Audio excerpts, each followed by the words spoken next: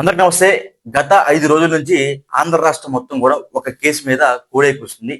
Janasena party సంబంధించిన ఒక MLA అరవ Sridhar, railway Koduru MLA, ఇతని మీద ఒక మహిళ చాలా ఆరోపణలు చేసింది. అది ఆ మహిళకి తెలుసు అది నిజమని. ఆ మహిళ కోర్టులో కేసు వేశారు. గత కొన్ని రోజుల నుంచే వాదోపవాదం జరుగుతూ ఉన్నాయి. బట్ ఈ రోజు లాయర్ గారి తరపు నుంచి కేసు అయితే మాత్రం రైల్వే కోడూరులో ఫైల్ కావడం జరిగింది. ఇది చాలా శుభసూచకం. ఎందుకంటే చాలా రోజుల నుంచి ఏమంటే మేము అందరం నడుస్తున్నాము. ఈసారి కేసు ఫైల్ కాగానే మా కళ్ళలో ఆనందం మేము కళ్ళారా చూసాం కాబట్టి మేము కూడా చాలా సంతోషపడుతున్నాం.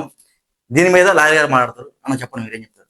ముందుగా మీ మీ ఇద్దరికి, లక్ష్మణ్కి, మన టీం అందరికి కూడా శుభాకాంక్షలు. చూస్తూనే ఉన్నారు 6 రోజుల తర్వాత ఎన్నో పరిణామాలు. ఒక్కొక్కరు ఇష్టం వచ్చినట్టు మాట్లాడటం, ఇష్టం వచ్చినట్టు కామెంట్లు చేయటం, వాళ్ళకు వాళ్ళు ఊహించుకుంటాం. సో అది జరిగింది. కాకపోతే ఎప్పటికైనా న్యాయం నిజాయితీగా గెలుస్తుంది, ధర్మమే గెలుస్తుంది, నిజమే గెలుస్తుంది అన్న సత్యం ఈరోజు మీకు అర్థమైంది. ఎందుకంటే ఈరోజు రైల్వే కోడూరు పిఎస్ నుంచి మాకు ఒక మెసేజ్ వచ్చింది. ఎఫ్ఐఆర్ నేను తెప్పిస్తున్నాను త్వరలో.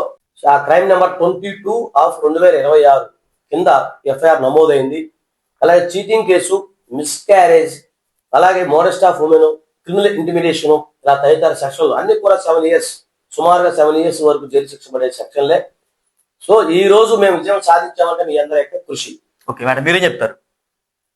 మీ హ్యాపీనెస్ ఏంది, ఎలా ఉంది? చాలా హ్యాపీగా ఉందండి. Firstly thank you so much Azad గారు. మీ టీం వర్క్, మీ కమిట్మెంట్ చాలా బాగుంది. మీడియా కూడా సపోర్ట్ ఇచ్చినందుకు చాలా చాలా థ్యాంక్స్. Thank you.